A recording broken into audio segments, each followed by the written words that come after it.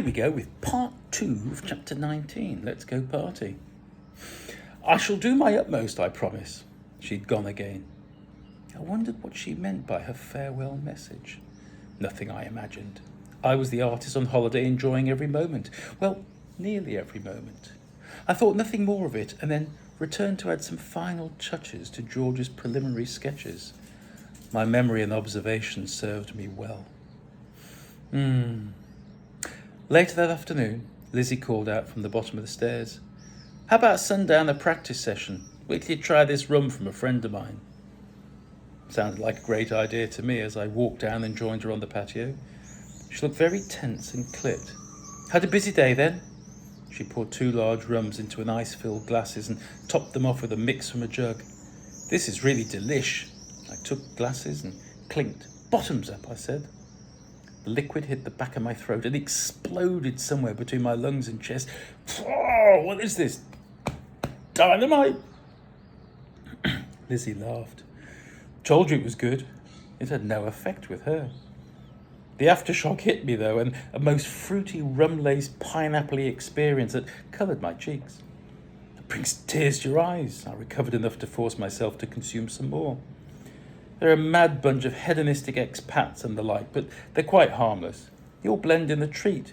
Wear one of Stefan's creations. Make the biddies want you even more. What are you now, my pimpette? Oh, you really are an amusing man. I'm glad we can work together. How much shall I charge them, eh? She poured more of the TNT liquid from the jug. The second glass numbed my knees and loosened my mind. Lizzie, I salute you, because you are unique.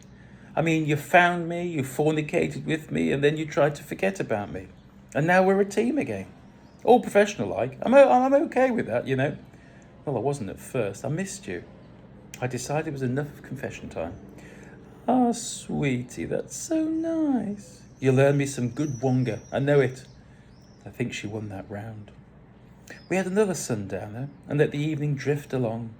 The warm aromas of the island mingled with the gentle rustle of the palm trees, and the odd dog barked in an affirmative manner.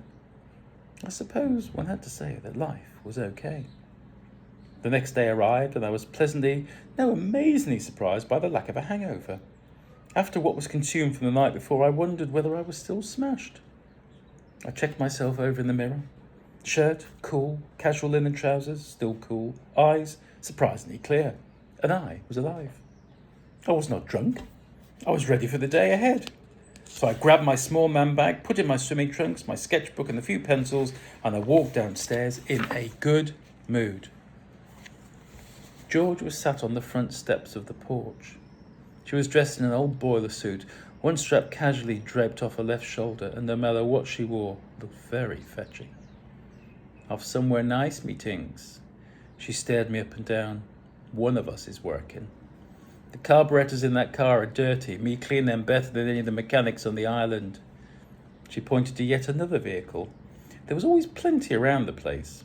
There was no point in me talking engines or anything to which I had no idea of. You put fuel in, water, oil, and that was it. I nodded. For sure.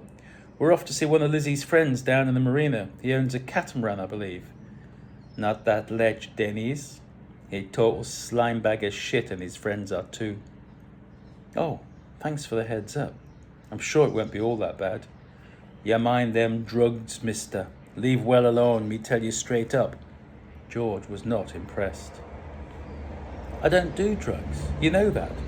Thanks for looking after me, though. She wagged her finger at me. Be very careful. I mean it. Too much white stuff with them lot. Thank you. I went to give her a hug. Instead, she stood up and nonchalantly walked off. George kicked the gravel underfoot and didn't turn back. Lizzie appeared. Ready? I thought she was slightly overdressed for a boat party. I thought I was, till I see before my eyes someone dressed for the red carpet in Leicester Square. Don't be silly, you look all right for the occasion. A station wagon with blackened windows pulled up, with CK sat behind the wheel.